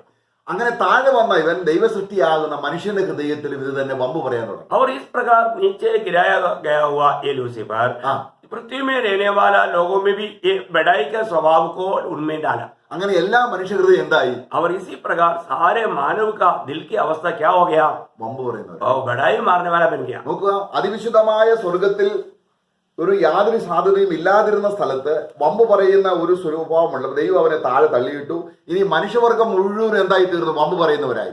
ഇനി വമ്പ് പറയുന്ന ഈ അശുദ്ധ ജീവികളുടെ ഇടയിൽ ഇനിയും വമ്പ് പറയാത്തൊരു സമൂഹത്തിലെ അവസാനത്തെ വ്യക്തി പൂർണ്ണമാവും ഇവിടുന്ന് എടുക്കപ്പെടും. प्रियो, हमें यहाँ पर ये बात को देखने के लिए मिलता है कि यहाँ पर स्वर्ग में किसी प्रकार का पाप नहीं, अशुद्धि नहीं, वहां पर किसी कारण कोई पाप करने का कारण नहीं, परंतु वहां पर हम देखते हैं कि लूसीफर के दिल में ये बढ़ाई मारने वाला ये स्वभाव आया और उनको और उनके साथ उनके संगियों को सबको नीचे गिराया गया। और वो नीचे आने के बाद में जो मनुष्य में इस प्रकार का बढ़ाई मारने वाला स्वभाव डाला। अभी प्रभु इस इंतजार में है, आखिरी व्यक्ति जो दुनिया में आगामी पीढ़ी का ये बढ़ाई को और बन जाएगा, उस समय तक प्रभु इंतजार में है। നോക്കുക, ദൈവം ഇപ്പോൾ ഇവിടെ നോക്കുക, അശുദ്ധി നിറഞ്ഞ വമ്പ് പറയുന്ന നമ്മളെയാണ് എങ്ങനെ ആക്കി തീർക്കുന്നത്? വമ്പ് പറയാത്ത സൗമ്യന്മാർ. അതിന്റെ അവസാനത്തെ വ്യക്തി സഭയോട് ചേർക്കപ്പെടുമ്പോൾ സഭയുടെ പൂർത്തീകരണം കഴിഞ്ഞ് അവരെ കർത്താവ് തേജസ്സിലേക്ക് എടുക്കുകയാണ്. अभी इस प्रकार की बढ़ाई मारने वाले लोगों के बीच में से प्रभु ने हमें चुन लिया और उनके बीच में ये प्रभु की स्वभाव वाला बनने के लिए प्रभु इंतजार में है। और वो आखिरी व्यक्ति भी प्रभु के साथ उद्धार पा करके जोड़ा जाएगा, वो समय का प्रभु इंतजार में। ഈ വമ്പ് പറയുന്നതിനാണ് മനുഷ്യൻ ഒരുപാട് അധ്വാനിക്കുന്നത്. इस बढ़ाई मारने के लिए मनुष्य बहुत परिश्रम करते हैं। എന്ന് പറഞ്ഞാൽ അർത്ഥം നമുക്ക് എന്തോ പ്രശംസിക്കാൻ വേണം. बोलने का अर्थ क्या है कि मनुष्य ये सोचता है कि मैं कुछ ना कुछ बातों में तो कुछ कमेंट करना चाहिए, प्रशंसा करना चाहिए, അതിനാണ് ഈ അസൂയ എന്ന് പറയുന്നത്. इसलिए उसको डाग बोलता है। കാരണം ലോകത്തിലെ വിഷയങ്ങൾ പ്രാർത്ഥിച്ച് മേടിക്കുന്ന വിശ്വാസികളെ കുറിച്ച് യാക്കോബിന്റെ ലേഖനത്തിൽ പറയുമ്പോൾ അവിടെ പറയുന്നുണ്ട്, നിങ്ങൾ വസിക്കുമാറാക്കിയ ആത്മാവ് അസൂയക്കായി കാക്ഷിക്കും. എന്തെങ്കിലും പ്രശംസിക്കാനുള്ള കാര്യത്തിന് വേണ്ടി പ്രാർത്ഥിക്കാൻ നിങ്ങളെ ആഗ്രഹിപ്പിക്കുമോ? इस प्रकार डाग करने वाले लोगों के बारे में याकूब अपनी पत्री में लिखता है कि तुम लोग इस रीति में एक दूसरे से बढ़ाई मारने के लिए तुम दूसरे के साथ इसलिए डाग करने वाला बन जाना चाहते हो? ഇല്ല. नहीं, ദൈവത്തിന്റെ ആത്മാവ് നമ്മൾ വലിയ കാര്യങ്ങൾ പറയാനല്ല, ദൈവത്തിന്റെ മഹത്വമുള്ള കാര്യങ്ങൾ പറയാനാണ് നമ്മളെ സഹായിക്കുന്നത്. प्रभु का आत्मा हमें कोई बढ़ाई की बात मारने के लिए नहीं, प्रभु यीशु मसीह की महिमा की बातों को कहने के लिए प्रभु हमारे जीवन से चाहता है। അന്ന് ആത്മാവ് വന്നിറങ്ങിയ സമയത്ത് അവർ സംസാരിച്ചത് അവളെ കുറിച്ചല്ല. प्रियो, जब पवित्र आत्मा पेंतुकोस्त का दिन में चेलों पर आया या पवित्र लोगों पर आया, वो उन्होंने उनके बारे में नहीं कहा, അവര് ദൈവത്തിന്റെ വൻകാര്യങ്ങൾ സംസാരിക്കുന്നു എന്നാണ് മറ്റു കേട്ടവർ പറഞ്ഞത്. उन लोगों ने परमेश्वर की बड़े बड़े बात कहता है करके सुनने वाले लोगों ने गवाही दिया। ഇവിടെ നമ്മള് നമ്മള് ഈ വിലാപങ്ങൾ എക്ലീസിയാസ്റ്റിക്സ്, അതായത് സഭാപ്രസംഗി 4:4 ഒരു വാക്യം നമ്മൾ വായിക്കുന്നുണ്ട്. सदुपदेशक का 4:4 में हम एक वचन पढ़ता है. सदुपदेशक 4:4. तब मैंने सब परिश्रम के काम और सफल कामों को देखा जो लोग अपने पड़ोसी से जलन के कारण करते हैं, वह भी व्यर्थ और मन का कुटना है. എല്ലാ സാമർത്ഥ്യമുള്ള കാര്യം, ഒരുപാട് നല്ല കാര്യങ്ങൾ ലോകത്ത് മനുഷ്യർ ചെയ്യുന്നുണ്ട്. बहुत से अच्छे अच्छे काम मनुष्य करता है. കാരണം ഈ കോമ്പറ്റീഷൻ മത്സരത്തിൽ നിന്നാണ്. കാരണം ഒരാളെക്കാൾ ഞാൻ മെച്ചമാകണം. तो वो लोग आपस की इस प्रकार बलवा करके या जलसी खा करके ये लोग इस प्रकार मैं उससे बेहतर बनना. അപ്പോൾ എല്ലാ സാമർത്ഥ്യം എന്ന് മനുഷ്യർ സാമർത്ഥ്യം എന്ന് പറയുന്നത് എല്ലാം വരുന്നത് എവിടുന്നാണ്? मनुष्य जो बात ये मेरे सामर्थ्य से हुआ करके जो भी बात आता है कहाँ से आता है? അവന് പ്രശംസിക്കാൻ എന്തെങ്കിലും വേണം അതിനു വേണ്ടിയാണ്. उनको इस प्रकार डींग मारने के लिए बड़ाईपन करने के लिए कुछ चाहिए. इसलिए നമ്മൾക്ക് വലിയ വീടുകള്, നമുക്ക് വലിയ വിദ്യാഭ്യാസം, നമുക്ക് എന്തോ ലോകത്തിൽ എന്തുണ്ട് എന്നൊക്കെയും കാണിക്കാനാണെങ്കിൽ ഈ രാജാവിന് മുമ്പിൽ നിൽക്കാൻ അന്ന് പറ്റില്ല. प्रियो, अगर हमारे जीवन में मैं बहुत बड़ा पढ़ा लिखा है, मैं बहुत बड़ा मानव स्थानमान पाया हुआ व्यक्ति है, मैं बहुत बड़ा व्यक्ति है, इस प्रकार दिखाने वाला कोई भी बड़ाईपन करने वाला व्यक्ति आने वाले युग में ये राजा के सामने कभी भी खड़ा नहीं हो पाएगा. ഈ രാജാവ് എല്ലാം ഉള്ളവൻ, ദൈവത്തോടുള്ള സമത്വം മുറുകെ പിടിക്കാതെ തന്നെത്താൻ താഴ്ത്തി വന്ന ഈ സൗമ്യനായ ഈ കർത്താവിനെ നമ്മൾ കണ്ടു കഴിഞ്ഞാൽ നമ്മുടെ നാവ് നമ്മളെ കുറിച്ച് പറയാൻ ഉയരുകയില്ല. प्रियो, अगर हम ये बात को जानना, हमारा प्रभु यीशु मसीह कौन था? वो परमेश्वर की समानता को छोड़ करके हमारे लिए दुनिया में आकर के प्रभु यीशु मसीह एकदम सादा बन करके कभी भी अपना कोई बड़ाई नहीं किया, भेजने वाला पिता का महिमा किया. उस प्रभु को देख करके अगर हम जीवन बिताता है तो हम अपने जीवन में कभी भी बड़ाई नहीं मारेगा. അപ്പൊ നമ്മള് ദാവീദിന്റെയും ശൗലിന്റെയും ജീവിതത്തിൽ നോക്കിയാൽ ഇത് കാണാൻ കഴിയും. जब अगर हम दावीद और शाऊल के जीवन में भी देखेगा तो इस प्रकार का स्वभाव हम देख सकते हैं. നമുക്ക് 1 ശമൂവേൽ 18 6, 7, 8, 9 വാക്യങ്ങൾ വായിക്കാം. അത് നമുക്ക് ആ സാഹചര്യം അറിയാം. जब हम पहले शमूएल 18 अध्याय उसका 6 से 8 तक जब वचन पढ़ता है तो हम उस अवस्था का बारे में हम जानते हैं. दाऊद उस फलिस्ती को मारकर लौट रहा था और वे सब लोग भी आ रहे थे. तब सब इस्राएली नगरों से श्रिया, डब और तिरों के बजाते हुए लिए हुए आनंद के साथ गाती और नाचती हुई शाऊल राजा के स्वागत में निकली. और वे श्रिया नाचते हुए एक दूसरे के साथ यह गीत गाई, शाऊल ने तो हजारों को परंतु दाऊद ने लाखों को मारा है. तब शाऊल अति क्रोधित हुआ और यह बात उसको बुरी लगी और वह कहने लगा, उन्होंने दाऊद के लिए तो लाखों और मेरे लिए हजारों को ही ठहराया, इसलिए अब राज्यों को छोड़ उसको अब क्या मिलना बाकी है. അന്ന് മുതൽ അതിന്റെ 9 വാക്യം, അന്ന് മുതൽ ശൗലിന് ദാവീദിനോട് കണ്ണുകടി തുടങ്ങി. उसका नाम वचन उस दिन से शाऊल दाऊद की ताक में लगा रहा. എന്ന് മുതൽ कब से? അഭിഷിക്തനായ ദാവീദ് രാജാവിന് മഹത്വം കൊടുത്തപ്പോൾ ശൗൽ രാജാവിന് എന്ത് തോന്നി? എനിക്ക് ആ മഹത്വം കിട്ടിയില്ല. जब प्रभु की अभिषेक पाया हुआ दावीद राजा को स्त्रियों ने जब बड़ाई किया या महिमा दिया, तब शाऊल का दिल में क्या आया? मुझे उसको दिया हुआ जैसा तारीफ या बड़ाई नहीं मिला. तब से उसका दिल में क्या हो गया? उसके प्रति जलन से आया. ഇത് നമ്മൾ അറിയാതെ ഇത് ആരംഭിച്ചത് യേശുക്രിസ്തുവിന് മഹത്വവും എല്ലാ ദൂതന്മാരും യേശുക്രിസ്തുവിനെ ആരാധിക്കുകയും മഹത്വവും കൊടുത്തപ്പോൾ ആ സാത്താന്റെ ഹൃദയത്തിൽ കണ്ണുകടി ഉണ്ടായി. अभी एक आम्र आरंभ हुआ, सारा स्वर्गदूत स्वर्ग में प्रभु यीशु मसीह को आराधना करते थे, महिमा करते थे. ये देख करके लूसीफर का दिल में इस प्रकार का एक जलन आया. നമ്മൾ അറിയാതെ തന്നെ നമ്മൾക്ക് പ്രശംസ മേടിക്കാനായിട്ട് നമ്മൾ ശ്രമിച്ചാൽ ആരാധന യോഗ്യനായ യേശുക്രിസ്തുവിന് കിട്ടേണ്ട മഹത്വം നമ്മൾ കവരുകയാണ്. प्रियो, एक बात यहाँ पर बहुत ध्यान से हमें ध्यान देना है. अगर जो प्रभु को मिलना चाहिए वो महिमा और हम खुद लेना चाहेंगे तो हम बहुत बड़ा गिल्टी, क्योंकि प्रभु को ही महिमा मिलना चाहिए, वो हम लूट रहे हैं. അപ്പോൾ ദാവീദിന് തനിക്ക് പ്രശംസ കിട്ടിയത് കൊണ്ട് അവന് പ്രത്യേകിച്ചൊന്നും തോന്നിയില്ല. दावीद को स्त्रियों ने बहुत बड़ा प्रशंसा किया, लेकिन दावीद के दिल में उसको कुछ लगा नहीं, കാരണം അവന് അതൊരു അഹങ്കാരമായി തോന്നിയില്ല. क्योंकि उसको उस बारे में कोई गर्व नहीं हुआ. അപ്പോൾ ഇതെന്താണ് കാണിക്കുന്നത്? ये किसको दिखाता है? നമ്മൾ കൂട്ടായ്മയിൽ തന്നെയാണെങ്കിലും हम लोग मंडली में भी क्यों ना हो, ഒരു സഹോദരനെയോ സഹോദരിയോ ആരെങ്കിലും പ്രശംസ കേൾക്കുമ്പോൾ മറ്റുള്ളവർക്കെല്ലാം എന്ത് സംഭവിക്കുന്നു? किसी के बारे में थोड़ा कुछ भाई बहन के बारे में प्रशंसा करता है तो और लोगों को क्या लगता है? അപ്പം നമ്മുടെ ഹൃദയത്തെ ടെസ്റ്റ് ചെയ്യാനുള്ള ഒരു ദൈവത്തിന്റെ ഒരു കാര്യമാണ് ഈ ഈ അല്ലെങ്കിൽ ബെഡായി പറയുമ്പോൾ നമ്മൾ അത് ശരിയുള്ള ഹൃദയമാണോ എന്ന് അറിയാനായിട്ടുള്ള ഒരു പരീക്ഷണമാണ്. अभी मंडलियों में इस प्रकार किसी का तारीफ करता है, पढ़ाई करता है, तो और लोग उनकी दिल में इस बात पर उनका विचार क्या है, भावना क्या है, उसका एक परीक्षा का समय हो. क्योंकि वो लोग क्या सोचते हैं, अरे हमारा कभी बढ़ाई नहीं मारा, उसका बढ़ाई क्यों किया? पर ऐसा कुछ बात हो रहा है तो उन लोगों का दिल प्रभु के सामने सीधा नहीं. അപ്പം നമുക്ക് അവിടെ ഒരു വാക്യം വായിക്കുന്നുണ്ട്. നമുക്ക് സദൃശ്യവാക്യങ്ങൾ 27:21. हम लोग एक वचन पढ़ेंगे, नीति वचन 27 अध्याय का 21 वचन. ആദ്യം എ പാർട്ട് മാത്രം വായിച്ചു. उसका पहला भाग पहले पढ़ेंगे. जैसे चांदी के लिए कुटाली और सोने के लिए भट्टी है.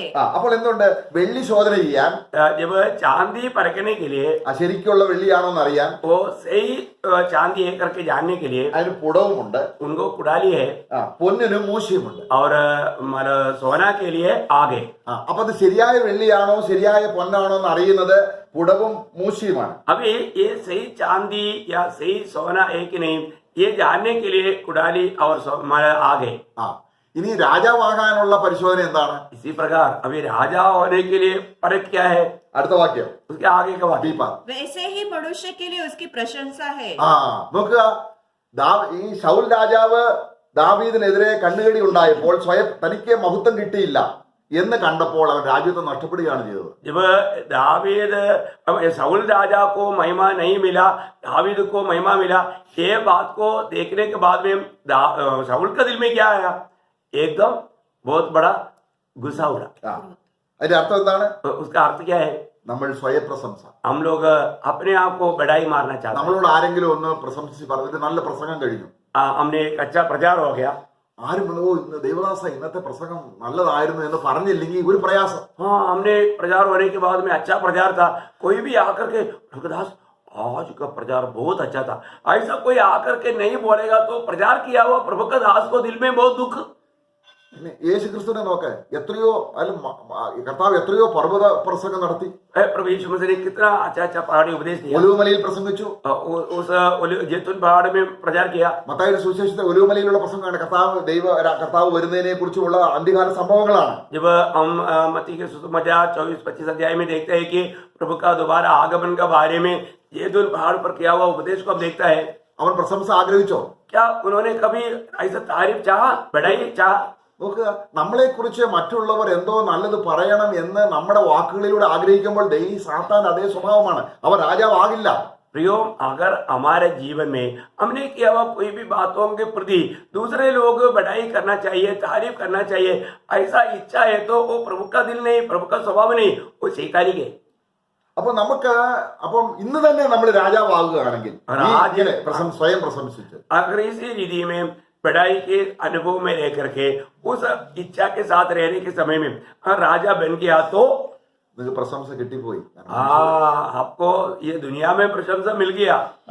അപ്പൊ നമ്മള് വായിക്കുന്നുണ്ട്, അവിടെ നമ്മൾ ഒരു വാക്യം നമുക്ക് വായിക്കുമ്പോൾ 25 അധ്യായം, ഈ സദൃശ്യവാക്യങ്ങൾ 25-27. इसी निधि वचन 25 अध्याय का 27 वचन. बहुत मधु खाना अच्छा नहीं, परंतु വേദപുസ്തകത്തിൽ തേനെ കുറിച്ച് പറയുമ്പോൾ അത് സ്വയപ്രശംസയാണ് ഈ തേൻ കാണിക്കുന്നത്. पवित्र शास्त्र बाइबल में जब मधु के बारे में जब बताता है वो बढ़ाई के बारे में दिखाता है.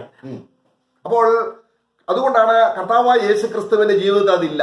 परंतु हम अभी यहाँ पर देखा हमारे प्रभु यीशु मसीह के जीवन में ये बढ़ाई पर नहीं. അതുകൊണ്ടാണ് ലേവ്യ പുസ്തകം 2 അധ്യായം 11 വാക്യത്തിൽ ഒരു യാഗത്തിലും തേൻ കർത്താവ് 5 യാഗങ്ങൾ, അതായത് നമുക്ക് ഹനനയാഗം, ഹോമയാഗം, പാപയാഗം, അകൃത്യയാഗം, അതുപോലെ തന്നെ ഈ യാഗങ്ങൾ 5 യാഗങ്ങളിലും തേൻ ചേർക്കാൻ പാടില്ല. प्रियो, हम लोग देखते हैं कि पुराने नियम में लेवियों का किताब 2 अध्याय का 11 वचन में हम देखते हैं कि किसी प्रकार का कोई भी प्रभु को प्रसन्न करने वाला बलिदानों में मधु मिलाया नहीं जाता. क्यों नहीं मिलाया जाता? क्योंकि वहां पर इस प्रकार का कोई बढ़ाई की बात है ही नहीं. അപ്പൊ നമുക്ക് ഒരു നോർമൽ വിശ്വാസി ആയിരിക്കുന്ന ആളെ കുറിച്ചല്ല നമ്മൾ ചിന്തിക്കുന്നത് ഇപ്പോൾ. अभी हम लोग एक सादा विश्वासी के बारे में नहीं सोच रहा है, അടുത്ത യുഗത്തിൽ രാജാവാകുന്ന വ്യക്തിയെ കുറിച്ചാണ്. हम लोग अगला युग में जो राजा बनने वाला है उनके बारे में सोच रहा है. അപ്പൊ നമ്മൾ എവിടെ വെച്ച് എന്ത് പറഞ്ഞാലും ഓരോ വാക്കിനും മഹാരാജാവിന് മുമ്പിലാണ് പറയുന്നത്. ആ വാക്ക് പരിശോധിക്കപ്പെടും. हम लोग कहीं भी होकर के बातें किया है तो वो बात उस महाराजा के सामने परखा जाएगा. നീ രാജാവാകാൻ യോഗ്യതയുണ്ടോ എന്ന് ഓരോ വാക്കും പരിശോധിക്കും. आप राजा बनने का योग्य है कि नहीं, आपका एक एक शब्द परखा जाएगा. നോക്കുക, അപ്പോൾ നമ്മൾ എത്രമാത്രം ശ്രദ്ധയോടുകൂടി ആയിരിക്കണം നമ്മുടെ വാക്കുകൾ. നമ്മുടെ സ്വയം പ്രശംസ ഉള്ളിൽ ആഗ്രഹിച്ചാൽ പോയി. इसका मतलब हमारा जीवन में हमारा बातें कितना ध्यान पूर्वक होना चाहिए. इवन हमारे दिल में भी चाह तो हम लोग उस राजा बनने का पदवी से आउट. അപ്പോൾ കർത്താവായ യേശുക്രിസ്തുവിന്റെ രൂപത്തോട് നമ്മൾ സദൃശരായി തീരുമ്പോൾ ഈ ഭൂമിയിൽ ജീവിച്ച യേശു രൂപത്തോടാണ് നമ്മൾ സദൃശമാകുന്നത്. प्रियो, इस प्रकार का स्वभाव के द्वारा हम प्रभु यीशु मसीह की उस स्वरूप में या उसके स्वभाव में अनुरूप बनते जा रहे हैं. അപ്പോൾ നമ്മളെ ആരാണ് പ്രശംസിക്കേണ്ടത്? हमें कौन प्रशंसा करना चाहिए? അവിടെ നമുക്ക് ദാവീദിനെ സഹോദരിമാർ പ്രശംസിച്ചു. അപ്പൊ അത് നല്ല കാര്യമാണ് അല്ലേ? हमने दावीद के बारे में देखा, वहां की स्त्रियों ने उसकी प्रशंसा किया. दुनिया की रीति में वो एक अच्छी बात है, ഇപ്പൊ ദാവീദ് തന്നെ പറഞ്ഞില്ല, परंतु दावीद ने स्वयं खुद नहीं कहा. എന്നാൽ മറ്റുള്ളവർ പ്രശംസിച്ചു. അവിടെ നമ്മൾ ഒരു വാക്ക് നമ്മൾ 26 അധ്യായം വായിക്കുമ്പോൾ जब और एक वचन पढ़ेंगे उसका 26 अध्याय जब हम पढ़ता है, 27ന്റെ 2ാം വാക്യം, 27 का 27 मतलब उसका 27 अध्याय का दूसरा वचन. तेरी प्रशंसा और लोग करे तो करे, परंतु तू आप न करना. നോക്കുക, നമ്മൾ ശരിക്കും പ്രശംസിക്കപ്പെടേണ്ടവരാണെങ്കിൽ മറ്റുള്ളവർ പ്രശംസിക്കട്ടെ. प्रियो, अगर हम प्रशंसा पाने के लायक है तो और लोगों को प्रशंसा करने दे. പ്രിയമുള്ളവരെ, നമ്മൾ സ്വർഗ്ഗത്തിൽ ചെല്ലുമ്പോൾ എന്തായിരിക്കും കിട്ടുന്നത്? हमारा जीवन में हम जब स्वर्ग में जाएगा तो हमें क्या मिलने वाला है? നമുക്ക് പ്രശംസ കിട്ടും. हमें प्रशंसा मिलेगा. ആരാ പ്രശംസിക്കുന്നത്? कौन प्रशंसा करेगा? കർത്താവ്. प्रभु प्रशंसा करना चाहिए. നമ്മൾ പത്രോസിന്റെ ലേഖനത്തിൽ വായിക്കുന്നുണ്ട്, हम നമുക്ക് മഹിമ കിട്ടും, ഓണർ കിട്ടും, പ്രശംസ കിട്ടും. हमें महिमा मिलेगा, आदर मिलेगा, प्रशंसा मिलेगा. നമ്മളവിടെ ഇപ്പോൾ നമ്മൾ പല രീതിയിലുള്ള നാനാവിധമായ ശോധനയിലൂടെ നമ്മൾ കടന്നു പോകുന്നു എന്ന് വായിക്കുന്നുണ്ട്. हम लोग इस समय में चारों तरफ का परीक्षा में होकर गुजरता है. അതിന്റെ 7ാം വാക്യം 1 പത്രോസ് 1:7. उसका पहला पत्रोस उसका पहला अध्याय 7 वचन में हम देखते हैं कि हम नाना प्रकार की परीक्षाओं में गुजरते हैं. और यह इसलिए है कि तुम्हारा परखा हुआ विश्वास, जो आग से ताए हुए नाशवान सोने से भी कई अधिक बहुमूल्य है, यीशु मसीह के प्रकट होने पर प्रशंसा और महिमा और आदर का कारण है. നമുക്ക് തേജസ് മാത്രമല്ല കിട്ടുന്നത്, सिर्फ हमें महिमा मिलेगा ऐसा नहीं, നമുക്ക് കിട്ടുന്ന തേജസ്സിന്റെ അനുസരിച്ചുള്ള പ്രശംസയും കിട്ടും. हमें प्रशंसा भी, जो महिमा का योग्य प्रशंसा भी मिलेगा.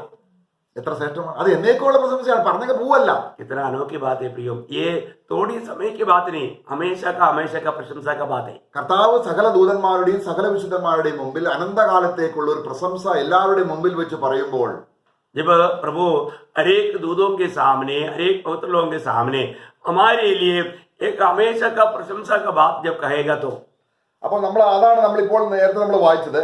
यही बात को हमने पहले पढ़ा था. ദൈവസന്നിധിയിൽ അല്ലെങ്കിൽ രാജാവിന് മുമ്പിൽ നീ എന്ത് ചെയ്യണം? हमने राजा के सामने हमें क्या करना है, उसका 27 का 2 वापस एक बार पढ़ेंगे. അതുകൊണ്ട് तेरी प्रशंसा और लोग करे तो करे, परंतु तू आप न करना.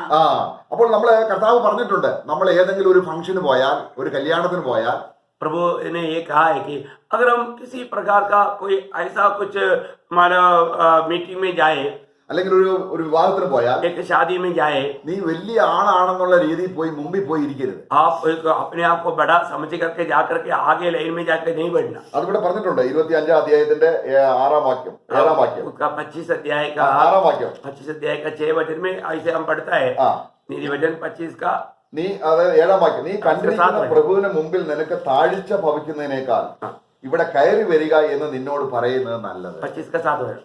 क्योंकि जिस प्रधान का तूने दर्शन किया हो, उसके सामने तेरा अपमान न हो, वरन तुझसे यह कहा जाए, आगे बढ़कर विराज.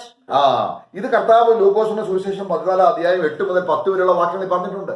यही बातों को प्रभु ने लूका का सुसमाचार 14 अध्याय का 8 से 10 तक वचन में लिखा है. നോക്കുക, ഇതെല്ലാം ഒരു സാധാരണ, അല്ലെങ്കിൽ നമ്മുടെ ലക്ഷ്യം എന്താണ്? ഈ ലക്ഷ്യം കണ്ടില്ലെങ്കിൽ നമ്മൾ തന്നെ സ്വയം പ്രശംസിച്ച് നമ്മൾ അവിടെ പോയിരിക്കും. ഒരുപക്ഷെ നമ്മൾ മാന്യനായിരിക്കാം, കലക്ടർ ആയിരിക്കാം, ഒരു മിനിസ്റ്റർ ആയിരിക്കാം എന്ന് വിചാരിച്ച് ആ സ്ഥാനമൊന്നും ദൈവസന്നിധിയിലില്ല. प्रियो, हम लोग इस स्वर्गीय दर्शन को अगर नहीं पाएगा तो हो सकता है आप दुनिया के रीति में आप कोई कलेक्टर होगा, MP MLA होगा, कुछ भी बात होगा, लेकिन यहाँ पर वो प्रशंसा करके जाएगा तो हाँ। हम उधर जाकर के प्रभु के सामने कुछ प्रशंसा नहीं पाएगा. കാരണം കർത്താവിന്റെ സന്നിധിയിൽ കർത്താവിനെ ആരാധിക്കാൻ വരുമ്പോൾ എല്ലാവരും ഒരുപോലെ നിലത്തിരിക്കണം. യേശുക്രിസ്തു മാത്രമാണ് ആരാധനയ്ക്ക് യോഗ്യൻ. प्रियो, प्रभु के उपस्थिति में हम प्रभु की आराधना के लिए आता है तो वहां पर कोई बड़े बड़े स्थानों में नहीं बैठना है, सबको नीचे बैठना है, क्योंकि वहां पर एक ही बैठा है, वो प्रभु बैठा है. ഞങ്ങളുടെ ഭക്സിംഗ് എന്ന് പറഞ്ഞ ദൈവദാസനെ കുറിച്ച് കേട്ടിട്ടുണ്ട്. मैं भक्त सिंह के बारे में सुना है. അദ്ദേഹത്തിന്റെ ലൈഫ് സ്റ്റോറിയിൽ ഇങ്ങനെ അത് എഴുതിയ ദൈവദാസൻ ചില കാര്യങ്ങൾ ഇങ്ങനെ പരാമർശിച്ചിട്ടുണ്ട്. उनका जीवन चरित्र में उसको लिखने वाला लेखक ऐसा लिखा है. അദ്ദേഹം ഭക്സിങ്ങനെ ചെയ്യും. തന്റെ സഭയിലെ ഒരുപാട് പേര് കലക്ടറെ അതുപോലെ വലിയ വലിയ ഓഫീസേഴ്സ് ഒക്കെ രക്ഷിക്കപ്പെട്ടു വന്നിട്ടുണ്ട്. जब उनका मंडली में कलेक्टर लोग, ऐसे बड़े बड़े अधिकारी लोग उतार पा करके उस मंडली में है. അപ്പോൾ അവർ വന്ന് ചില ദിവസങ്ങൾ കഴിയുമ്പോൾ ഈ കലക്ടർ തന്നെ പോയി ബാത്റൂം കഴുകും, ടോയ്ലറ്റ് കഴുകും. और वो लोग क्या करता है, कलेक्टर जाकर के बाथरूम धोते हैं, टॉयलेट धोते हैं. ആദ്യം അവരെ പഠിപ്പിക്കും, മഹോന്നതനായ യേശുവിന് മുമ്പിൽ എന്റെ മഹത്വം ഒന്നുമില്ല എന്ന് മനസ്സിലാക്കും. सबसे पहले उनको ये सिखाता है उस महान परमेश्वर के सामने अपने महिमा कुछ भी नहीं, अपने को सबसे छोटा समझना, ये बात सिखाता है. നോക്കുക, അവരൊക്കെ ആരായിരിക്കും അടുത്ത യുഗത്തിൽ? प्रियो, वो लोग जो इतना दुनिया के रीति में बड़े बड़े अधिकारी होते हुए अपने आप को इतना नीच करने वाला, तुच्छ करने वाला, वो लोग अगले युग में कौन होंगे?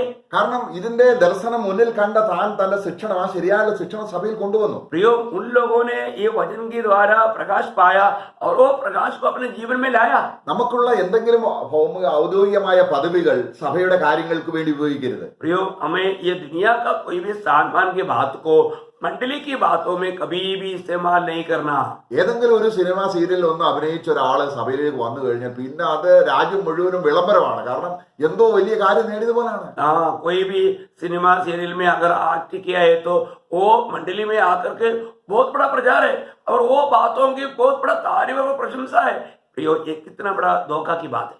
നോക്കുക, നമ്മളുടെ ജീവിതത്തിൽ ഇന്ന ആള് ഒരുപക്ഷെ സാമ്പത്തികമായി വളരെ താഴ്ന്ന നിലയിലുള്ള ഒരാൾ എന്റെ സ്വന്തം ആളാണെന്ന് പറയാൻ നമുക്ക് മടി കാണും.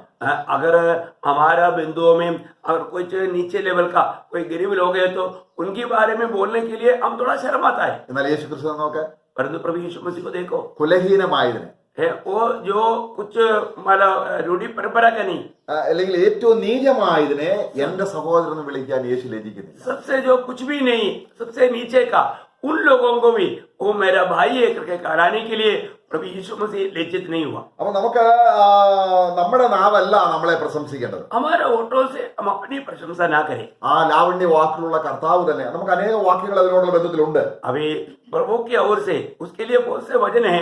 उस वचन നമ്മള് റോമലേഖനം 2:29 എന്താ വായിക്കുന്നത്? रोमियो का पत्र उसका दूसरा अध्याय का 29 वचन में, रोमियो उसका दूसरा अध्याय का 29-29. पर यदि यहूदी वही है जो मन में है और खतना वही है जो हृदय का और आत्मा में है, न कि लेख का, जैसे कि प्रशंसा मनुष्य की ओर से नहीं परंतु परमेश्वर की ओर से होती है. അപ്പോൾ ഇവിടെ വെച്ച് കർത്താവ് എന്നെ പ്രശംസിക്കണം എന്നുള്ള രീതിയിൽ നമ്മുടെ ജീവിതത്തെ നമ്മൾ ക്രമീകരിച്ചില്ലെങ്കിൽ അടുത്ത യുഗത്തിൽ നമ്മുടെ രാജാവ് എന്ന പദവി നഷ്ടപ്പെടും. प्रियो, यहाँ पर भी जीवन बिताने के समय में प्रभु मुझे प्रशंसा करना चाहिए, इस इच्छा में अगर जीवन को नहीं बिताया अगला युग में राजा होने का पदवी खो जाएगा, नष्ट हो നമ്മൾ जाएगा. നോക്കുക, നമ്മൾ കർത്താവ് വരുമ്പോൾ നമ്മളുടെ ഈ കണ്ണല്ല, ഈ ചെവിയല്ല, ഈ ഹൃദയ ഈ മനസ്സല്ല, അല്ലെങ്കിൽ ഈ ശരീരമല്ല, അതിന് മാറ്റം വരും. प्रियो, हमारा प्रभु यीशु मसीह जब आएगा उस समय में हमारा ये दृष्टि नहीं, ये कान नहीं, ये शरीर नहीं, सारे बातों को बदल जाएगा.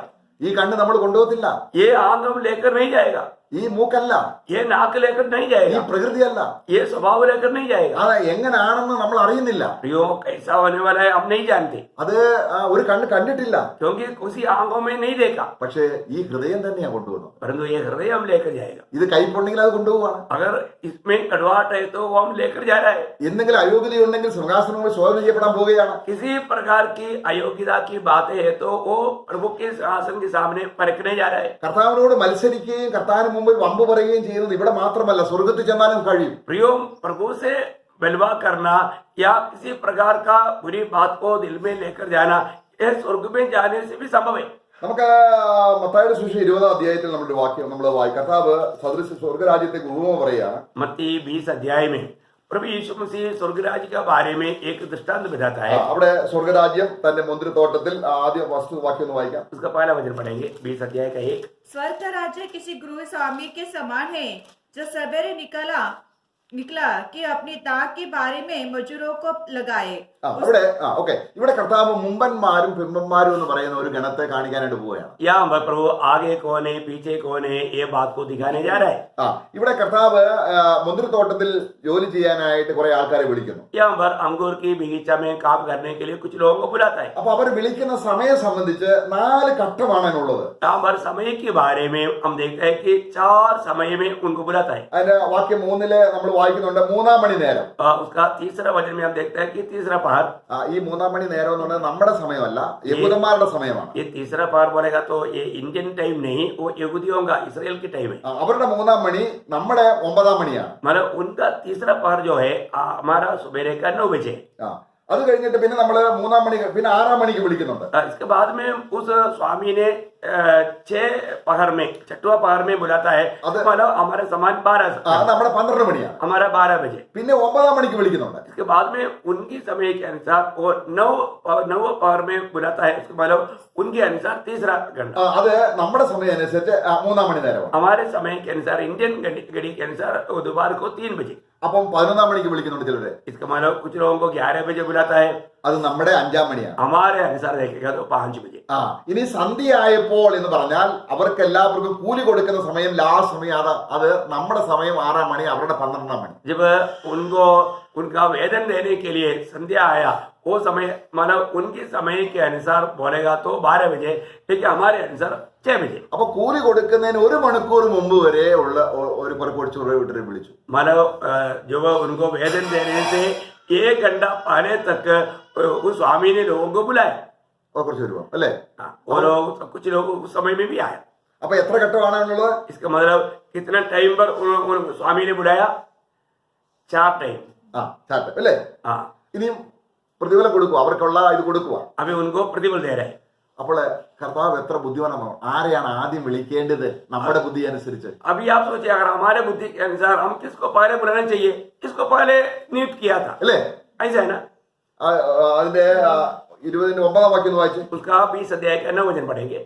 जब ये आए जो 1 घंटा भर दिन रहे लगाए गए थे, उन्होंने एक दिनार मिला।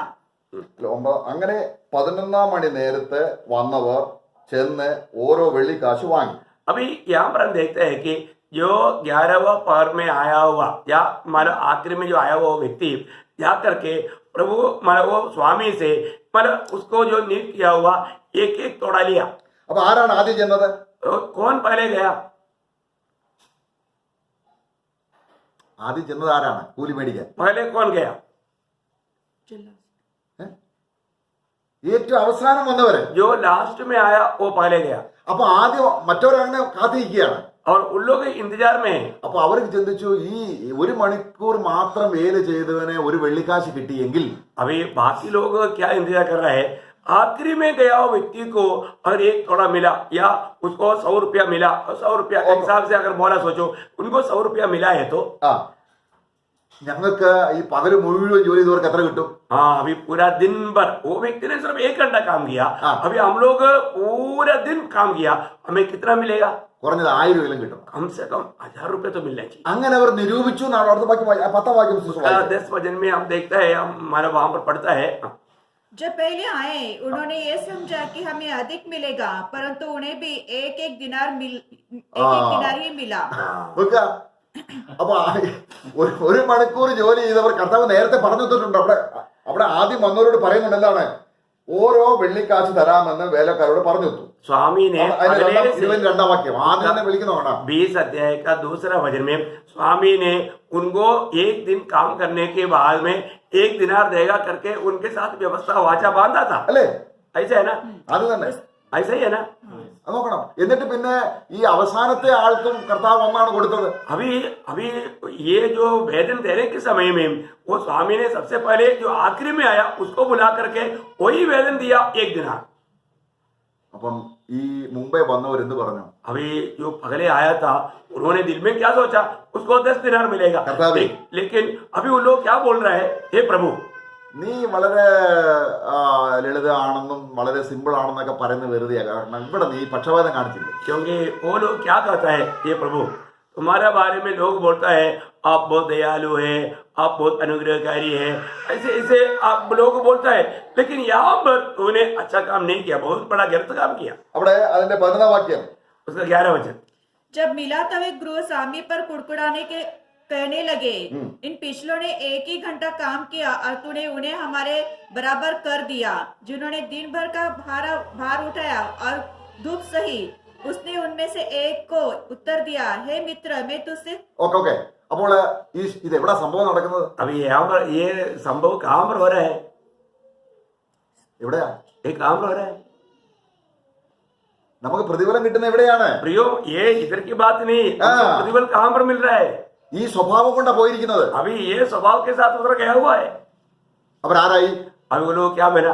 ഇവര് വമ്പ് പറയുന്നവരാണ്. ये लोग बढ़ाई मारने वाले। കാര്യം എന്താണ്? ഈ കർത്താവ് പറയാണ്, കർത്താവ് അത് വാക്യം പറയുന്നുണ്ട്, എനിക്കുള്ള പണി. അത് വാക്യം ശരിക്കും മനസ്സിലാവും. अभी आप उस അവരിൽ ഒരുത്തനോട് അതിന്റെ 13 വാക്യങ്ങൾ 13 वचन से आप पढ़ेंगे, 22 का 13 वचन से, मत्ती 22 का 13 वचन से पढ़ेंगे। उसने उनमें से एक को उत्तर दिया, हे मित्र, मैं तुझसे कुछ अन्याय नहीं करता।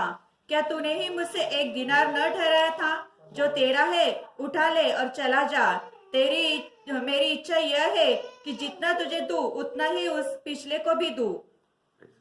എനിക്കുള്ളത് കൊണ്ട് മനസ്സുപോലെ ചെയ്യാൻ എനിക്ക് ന്യായമില്ല. ഞാൻ നല്ലവനാവുകൊണ്ട് നിന്റെ കണ്ണ് കടിക്കുന്നില്ലയോ? അതേ നമ്മള് ശൗലിനെ കുറിച്ച് പറഞ്ഞതുപോലെ തന്നെയാണ് ഇവിടെയും പറയുന്നത്. प्रियो, मैं भला है इसलिए मैं मेरी इच्छा में उनको भी उसी प्रकार देता है, तो तुम इस प्रकार एक जलसी खाने का क्या जरूरत है? പ്രിയമുള്ളവരെ, നമ്മൾ അവിടെ ചെല്ലുമ്പോൾ നമ്മുടെ ഹൃദയം ഇപ്പോൾ ശരിക്കും ശോധന ചെയ്യപ്പെട്ടില്ലെങ്കിൽ ഇത് നമ്മൾ അവിടെ വെളിപ്പെടും. प्रियो, अगर यहाँ पर हमारे दिल को अगर हम ठीक से नहीं परखेगा तो वहां पर जाकर के बहुत से लोग प्रतिफल पाते हुए देखते वक्त आपका दिल में इस प्रकार का भावना उठ सकता है। അവിടെ ബമ്പ് കാണിച്ചാൽ और वहां पर बढ़ाई मारे तो ഇവിടുന്ന് കൊണ്ടുപോകുന്നതാണത്. अभी ये वो बढ़ाई कहाँ से लेकर गया? इधर से लेकर गया, അവൻ ഏറ്റവും പുറകിലായിരിക്കും. और वो सबसे पीछे रहेगा। Praise the Lord. അവൻ 20 കൊല്ലമായിരിക്കാം, 30 കൊല്ലമായിരിക്കാം അവൻ കർത്താവിന്റെ സന്നിധി വന്നിരിക്കുന്നത്. शायद हो सकता है उधार पा करके वो 20 साल हो गया होगा, 30 साल हो गया होगा। ഒരു സഹോദരൻ ഒരുപക്ഷെ നമ്മുടെ സഭയിൽ 1 വർഷമായിട്ടുള്ളൂ. शायद हमारे मंडली में एक भाई सिर्फ 1 साल हुआ होगा, പക്ഷെ അവൻ അത് കർത്താവിന്റെ വഴി ശരിക്കും പഠിച്ചു. परंतु उन्होंने प्रभु के मार्ग सही रीति में सीखा। നമ്മള് 30 കൊല്ലവും 40 കൊല്ലവും കഴിയുമ്പോൾ ബഡായി പറയാനായിട്ട് കൂടുതൽ കഴിവ് പ്രാപിക്കുക. ഞാനാണ് ആദ്യം വന്നവൻ, ഞാനാണ് ഇതെല്ലാം ചെയ്തത്. प्रियो, हम लोग 20 साल हुआ, 30 साल हुआ तो हमने क्या सीखा? बढ़ाई मारना सीखा, क्योंकि मैं उससे भी पहले आया है, मैं उससे भी पुराना विश्वासी है। इस प्रकार का बढ़ाई मारने वाला स्वभाव। അപ്പം നമ്മുടെ ഇന്ന് കർത്താവ് അതിനുള്ള സാഹചര്യങ്ങൾ തരുവാണ് ഇപ്പോൾ. प्रियो, अभी प्रभु हमको मौका दे रहा है, बहुत ध्यान से सुनना प्रियो। अभी प्रभु हमें मौका देता है। സംഭവം നടക്കുന്നത് മധ്യാകാശത്തിലാണ്, അവിടാണ്. परंतु ये काम हो रहा है प्रभु के न्यायासन के सामने हो रहा है। കാരണം ഈ സാത്താൻ നമുക്ക് 2 തെസ്സലോനിക്ക ലേഖനം 2:4 जब दूसरा തെസ്സലോനിക്കയോ दूसरा अध्याय का 4 वचन में പണിയപ്പെടാൻ പോകുന്ന ആലയത്തിൽ കയറി ഇരുന്നു കൊണ്ട് ബമ്പ് പറയുന്നതാണ് അവൻ. हम लोग देखते हैं कि अभी इसराइल में जो बनाने जा रहा है उस मंदिर में खड़ा होकर के बैठ करके वो बढ़ाई मारेगा। ഒന്ന്, നമ്മള് ബെഡായി പറയുമ്പോൾ ഇത് സംഭവിക്കുന്നു, കർത്താവിനോട് എതിർത്ത് നിൽക്കുകയും ചെയ്യുന്നു, നമ്മളെ തന്നെ ഉയർത്തുന്നു. प्रियो, हम लोग जो बढ़ाई मारता है तो क्या करता है? परमेश्वर से खिलाफ में खड़ा होता है और अपने आप को ऊंचा करता है। നമ്മൾ ആദ്യം തന്നെ അതാണ് പഠിച്ചത്. സങ്കീർത്തനം അതിന്റെ 12:2-4 നമ്മൾ വായിച്ചു, അവർ നാവ് കൊണ്ട് ജയിക്കുന്നു എന്നിട്ട് പറയുകയാണ് ഞങ്ങൾക്ക് ആരാ കർത്താവ്. हाँ, उन लोग हमने 12 का 4 में पढ़ा था कि वो लोग बढ़ाई मारता है, हमारा कौन है प्रभु? അപ്പൊ നമുക്ക് തെസ്സലോനിക്ക ലേഖനത്തിലേക്ക് ഒന്ന് വരാം. 2 തെസ്സലോനിക്കർ അതിന്റെ 2-ാം അധ്യായത്തിന്റെ 4-ാം വാക്യം. हम दूसरा തെസ്സലോനിക്കയോ में आएंगे, दूसरा തെസ്സലോനിക്കയോ दूसरा अध्याय का 4 वचन। जो विरोध करता है और हर एक से जो ईश्वर या पूज्य कहलाता है अपने आप को बड़ा ठहराता है, यहाँ तक कि वह परमेश्वर के मंदिर में बैठकर अपने നോക്കുക, आप को ഇവിടെ അക്ഷരീയമായ ഒരു മന്ദിരത്തിലേക്ക് അവൻ കയറിയിരിക്കുക. अभी हम देखते हैं कि वास्तव में एक मंदिर में यहाँ पर मसीह विरोधी आकर बैठा है। ഇതാണ് ശൂന്യമാകുന്ന സ്ഥലത്ത് മ്ലേച്ഛത വസിക്കുന്നു എന്ന് പറയുന്നത്. ദാനിയേൽ മത്തായിയുടെ സുവിശേഷം 24-ാം അധ്യായത്തിൽ കർത്താവ് പറയുന്നുണ്ട്. जब मत्ती के सुसमाचार 24 अध्याय में हम पढ़ता है कि वह उस शून्यता का जगह में म्लेच्छता आकर के रहने देता है। അപ്പൊ വമ്പ് പറയുന്ന സ്വഭാവം ആലയത്തിൽ വന്നു കഴിഞ്ഞാൽ अभी बढ़ाई मारने वाला स्वभाव अगर मंदिर में आ गया तो അത് മ്ലേച്ഛമായി. अभी गंदा हो गया हो. കാരണം കർത്താവ് അത് യഹൂദന്മാരോട് പറയുന്നുണ്ട്. കാരണം ദാനിയേലിന്റെ പ്രവചനത്തിൽ നിന്ന് എടുത്ത് പറയുന്നുണ്ട്, കർത്താവ് അത് പറയുന്നുണ്ട്. दानियल भविष्यवक्ता का किताब से उड़ा करके प्रभु यीशु मसीह मत्ती की सुसमाचार में उसका 24 अध्याय में वो बात को कहते हुए हम देखते हैं. मत्ती की सुसमाचार उसका 24 अध्याय में हम लोग देखते हैं कि उसका 15 वचन. इसलिए जब तुम उस उजाड़ने वाली घृणित वस्तु को, जिसकी चर्चा दानियल भविष्य वक्ता के द्वारा हुई थी, पवित्र स्थान में खड़ी हुई देखो. जो पढ़े वह समझे. ഈ കാര്യമാണ് ഇപ്പോൾ നമ്മൾ തെസ്സലോനിക്ക ലേഖനത്തിൽ വായിച്ചത്. यहाँ पर यही सही बात है, घृणित बात का बारे में हम थेसलोनिका मंडली के में हमने देखा. അത് സംഭവിക്കാൻ പോകുന്ന കാര്യമാണ്. प्रियो, ये भविष्य में होने वाला बात है. എന്നാൽ ഇപ്പോഴത്തെ ദൈവത്തിന്റെ മന്ദിരം ആരാണ്? परंतु अभी जो परमेश्वर का मंदिर कौन है? हम लोग हैं. നമ്മുടെ ഹൃദയത്തിൽ കയറിയിരിക്കാൻ സാത്താൻ കഴിയുമോ? हमारा हृदय में बसने के लिए शैतान से संभव है? ഇല്ല, ഇല്ല. नहीं होगा है. നമ്മൾ ആത്മാവല്ല ഇവിടുത്തെ വിഷയം. प्रियो, हमें यहाँ पर आत्मा नहीं विषय, परंतु ऐसा विचार भावना आ गया तो उसको हमने मौका दिया. അനന്യാസും സഫീറയും നമ്മൾ ആദിമ സഭയിൽ സംഭവിച്ചത് എന്താണ്? അവര് പത്രോസ് ചോദിക്കുന്നത്, നിങ്ങളുടെ ഹൃദയം സാത്താന് കൊടുത്തത് എന്ത്? അതിന്റെ അപ്പോസ്തല പ്രവൃത്തി 5:5 വായിച്ചു. प्रियो, हम लोग देखते हैं कि शुरुआत का मंडली में अननिया और सफीरा का बारे में हम लोग क्या देखता है कि उन लोगों का मन को शैतान ने वश में कर दिया. जब हम प्रेरितों का 5 अध्याय की 5 वचन में पढ़ता है, तीसरा वचन पढ़ना, സോറി, तीसरा वचन पढ़िए. प्रेरितों का 5 अध्याय का तीसरा वचन. पतरस ने कहा, हे हनन्याह, शैतान ने तेरे मन में ये बात क्यों डाली कि तू पवित्र आत्मा से झूठ बोले और भूमि के दाम में से कुछ रख छोड़े. നമുക്ക് അവിടെ നമ്മൾ അതിനെ ഇംഗ്ലീഷിൽ വായിക്കുന്നത്, why do you allow to possess your Satan? मतलब अंग्रेजी में ऐसे पढ़ता है कि നിന്റെ ഹൃദയം സാത്താൻ കൈവശമാക്കിയത് എന്ത്? तेरा हृदय को शैतान ने क्यों कब्जा किया? मन में. हाँ, वो ठीक है, हृदय मन. ഹൃദയം. അപ്പോൾ ഒരു വിശ്വാസിയുടെ ഹൃദയത്തിൽ സാത്താനെ കയറിയിരിക്കാമോ? इसका मतलब एक विश्वासी का दिल में या हृदय में शैतान आ सकता है, आ सकता है. അവൻ ഇരുന്നാൽ എന്ത് ചെയ്യും? और अगर वो आ गया, वो बैठ गया तो क्या करेंगे? वश में करने के बाद हाँ, वो बिल्कुल झूठ ഞങ്ങൾക്ക് बोलेगा. ഭൂമിയിൽ ഇതുണ്ട് ഇതുണ്ട് ഇതുണ്ട് ഇതുണ്ട് എന്ന് ബെടായി പറയുന്നതെല്ലാം മറ്റവന്റെ പണിയാണ്. प्रियो, अगर प्रभु में आने के बावजूद भी अगर एक व्यक्ति हमें दुनिया में ये है वो है अगड़म बगड़म सब कुछ है, ये सारे बड़ाई मारने वाला कौन है?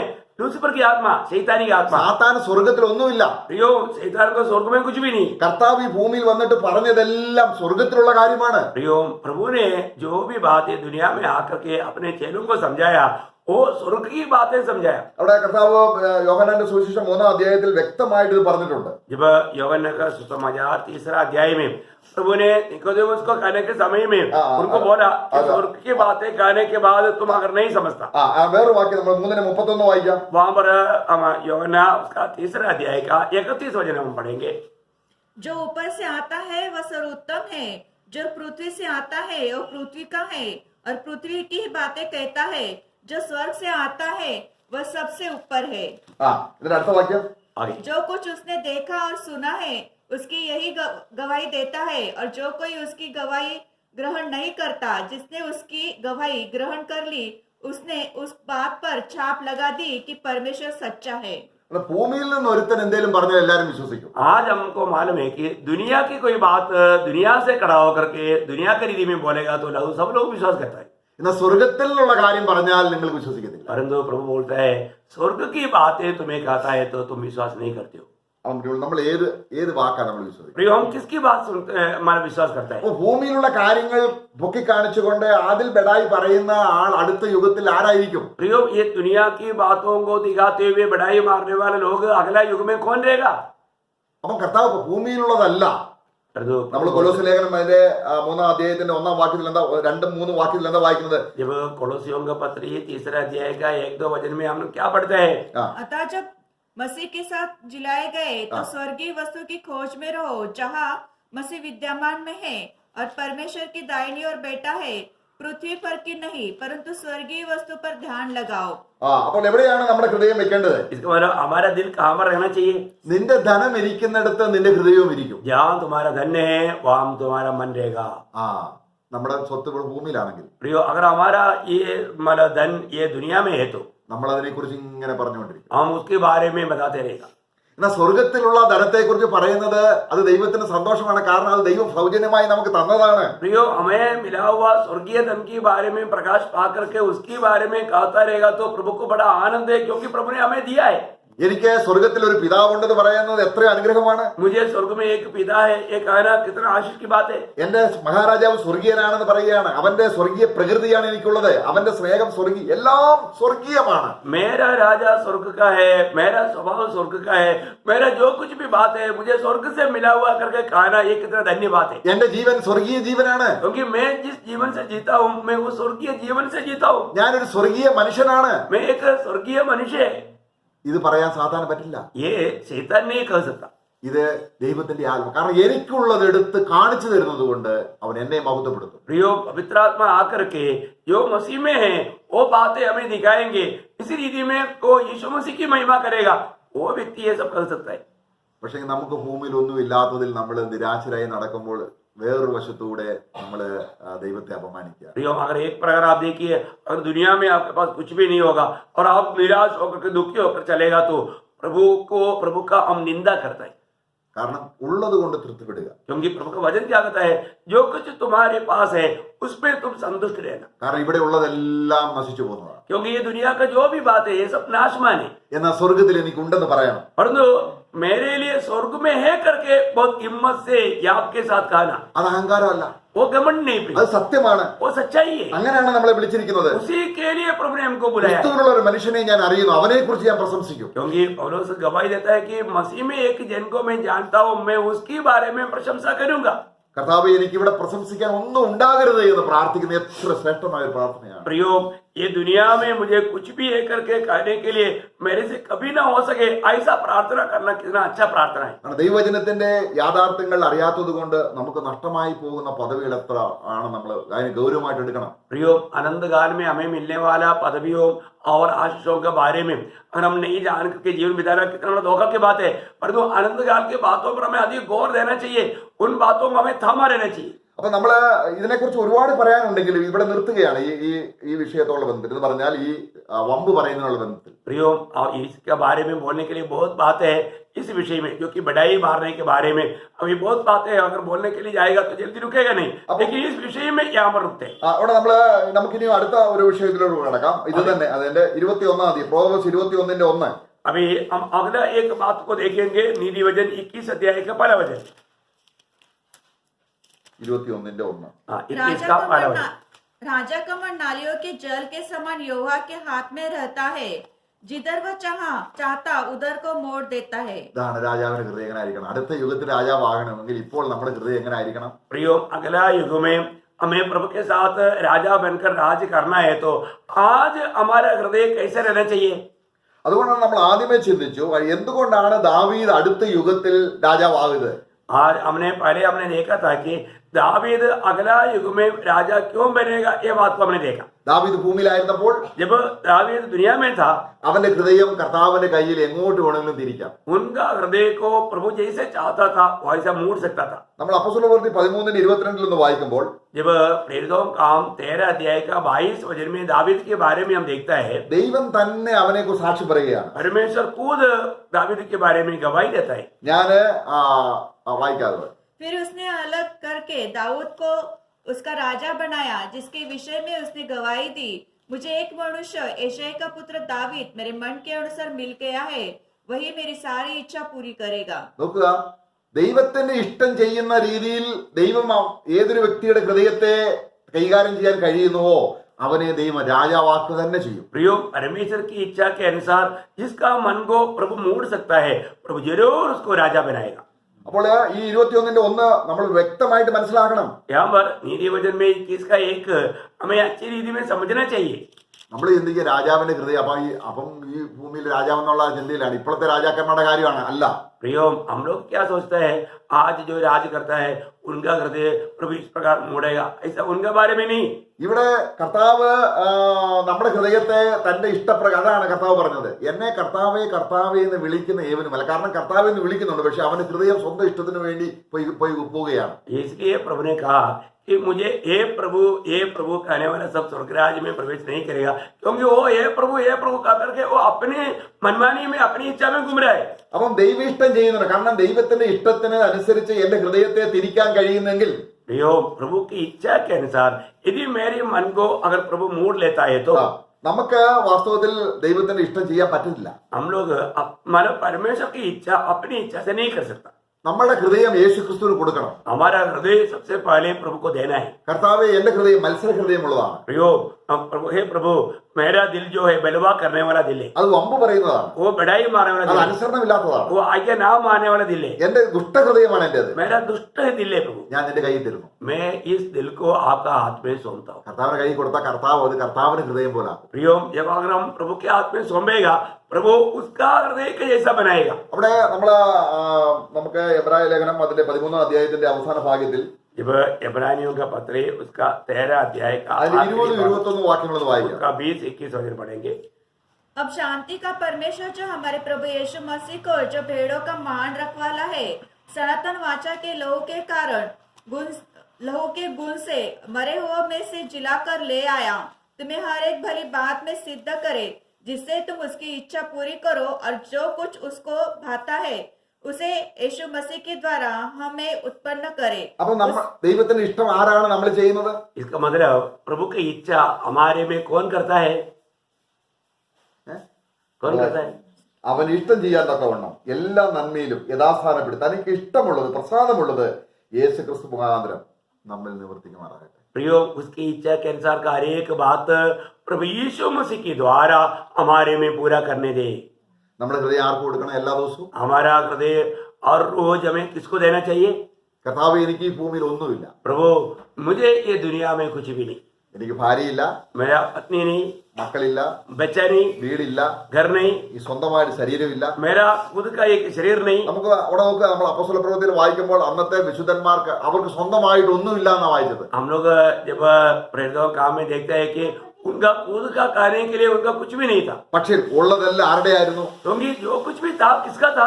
കർത്താവിന്റെയാണ്. प्रभु का है। ഈ ഒരു അണ്ടർസ്റ്റാൻഡിങ് എല്ലാ ദിവസവും നമുക്ക് കിട്ടണം. प्रियो, ये ज्ञान हमें हर रोज हमारे जीवन में हमारे दिल में होना चाहिए, എനിക്കുള്ളതെല്ലാം നിന്റെയാണ്. क्योंकि प्रभु जो कुछ भी मेरा है वो सब कुछ तेरा है। പക്ഷെ നമുക്ക് എന്തെങ്കിലും നല്ലതുണ്ടോ കൊടുക്കാൻ? परंतु हमारे पास कुछ अच्छी बात है जो प्रभु को देने के लिए, ഇത് ഭയങ്കര ലാഭമാണ്. ये बहुत बड़ा लाभ की बात है। ഏറ്റവും മോശമായത് ഒന്നുമില്ലാത്തതിനെ കൊടുത്തിട്ട് ഏറ്റവും ബെസ്റ്റ് ആയത് നേടുകയാണ്. प्रियो, जो कुछ भी नहीं है ऐसे बातों को देख करके सबसे अच्छा से अच्छा हम प्राप्त कर रहा है। നമ്മളെ എന്തോ വലുതാന്ന് പറഞ്ഞ് പിടിച്ചുകൊണ്ടിരിക്കുന്നത് വെറും മോശമായതാണ് പ്രിയുള്ളവർ. प्रियो, हमको क्या लगता है कि दुनिया की बहुत बात हमारे लिए बहुत अच्छा है, परंतु प्रियो ये सबसे प्रभु का दृष्टि में खराब बात है। वो खराब बात तो प्रभु को देख करके अनंत काल की अच्छी बात हम प्रभु से प्राप्त कर रहा है। അവിടെ നമ്മളെ ഇസ്രായേൽ മക്കളെ കുറിച്ച് വായിക്കുന്നുണ്ട്. അവർ വിട്ടുപോകുന്നതിനെ ഓർത്തുവെങ്കിൽ തിരിച്ചു പോകുമായിരുന്നു. हम इसराइल लोगों के बारे में इब्रानियों की 11 अध्याय में पढ़ता है कि उन्होंने जो छोड़ कर आया था उसको अगर वो याद करने से वो वापस चला जाता था, എന്നാൽ അവരോ परंतु उन लोगों ने ഏറ്റവും നല്ലത്, सबसे अच्छा ആ ഏറ്റവും നല്ലതെന്ന് പറയുന്നത് സ്വർഗീയമായത്. और जो स्वर्गीय बात, നമുക്ക് ആ വാക്യോട് വായിച്ച് അവസാനിപ്പിക്കാം. हम उन वचनों को भी पढ़ करके हम समाप्त करेंगे। इब्रानियों के അതിന്റെ 11-16 वाक्य. 16 वचन। पर वे एक उत्तम अर्थात स्वर्गीय देश के अभिलाषी है, इसीलिए परमेश्वर उनका परमेश्वर कहलाने में उनसे नहीं लज्जाता, क्योंकि उसने उसके लिए एक नगर तैयार किया है। നോക്കുക, നമ്മൾ ഈ ഭൂമിയിൽ എന്തെങ്കിലും ഉണ്ടെങ്കിൽ ഇന്ന ആരുടെ ബന്ധുക്കളാണെന്ന് പറയാൻ നമ്മൾ ലജ്ജിക്കുന്നില്ല. देखिए प्रियो, हम लोग ये दुनिया में हमारे पास कुछ है तो या किसी के पास कुछ है तो वो मेरा बिंदु है कहने के लिए हम नहीं ले जाता, എന്നാൽ ദൈവം അങ്ങനല്ല. परंतु परमेश्वर ऐसे नहीं। ദൈവം നോക്കുക, അവർ ഏറ്റവും നല്ലതെന്ന് പറഞ്ഞിട്ട് ഏറ്റവും നല്ലത് സ്വർഗത്തിലാണെന്നാണ് പറയുന്നത്. प्रियो, प्रभु की चुने हुए लोगों का बारे में उनके लिए सबसे अच्छा बात जो कहता है वो दुनिया की बात नहीं, स्वर्ग का बात, स्वर्गीय बातों पर उन्होंने चित्त लगाया और उनके लिए प्रभु कहता है ये ले मेरे लोग करके कहने के लिए प्रभु को भी लज्जा नहीं। ഇവിടെ നിന്നും നമ്മൾ ആ സ്വർഗത്തിലെ ഹൃദയം കൊണ്ട് ചെന്നാൽ, प्रियो, अगर हम यहाँ से वो स्वर्ग का दिल लेकर के अगर जाएगा तो നീ രാജാവാണ്. आप पक्का राजा बनेगा। അത് സമ്പാദിക്കാനുള്ള സമയമാണ് ഇപ്പോൾ. आज उस अनंत काल का राजा बनकर वो राजा बनने का मौका अभी है। നമ്മുടെ അവസരങ്ങൾ സമയം നഷ്ടമാക്കരുത്. Days R evil. എല്ലാ ദിവസവും ഇവിളാണ്. प्रियो, हमारा समय को ये समय बहुत बुरा समय है, परंतु हमारे समय को नष्ट नहीं करना. കർത്താവ് നമ്മെ സഹായിക്കും. प्रभु हमें सहायता करे. ആമേൻ. प्रभु का अनुग्रह कर सबके साथ.